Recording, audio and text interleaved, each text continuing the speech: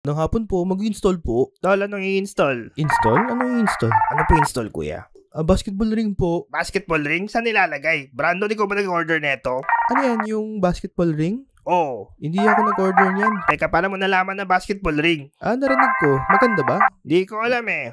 Maganda ba yan? Nagdunk po dito si Piolo. Ha? Ayos ah. Brandon, ano, tatanggapin ba natin to? Ito daw yung ring na nagdunk si Piolo. Uy, maganda yan pare, pa-install mo. Sige, maganda yan, maganda yan. Sige kuya, pasok ka. Dito na lang sa loob.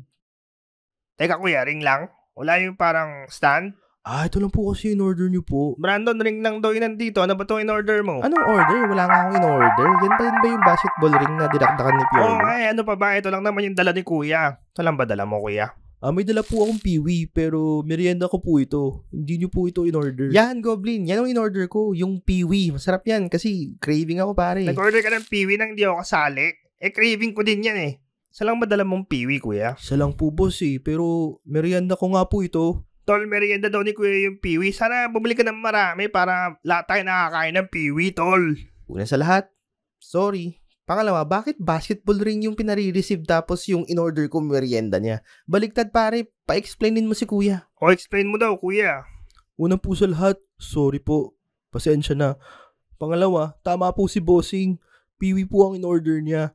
Pero ang gusto ko po kasi talaga mangyari ngayong araw, mag-basketball mga idol.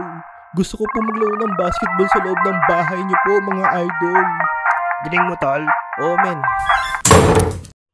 Yan naman ang madalas kong sabihin sa'yo. Maliin mo na lahat, wag yung in-order ko. In-add to cart ko yun tas mali. Oo nga, pero issue no? Teka, check mo nga pala yung Lakers kung nandun pa si Piolo. Alam ko, tinrade na siya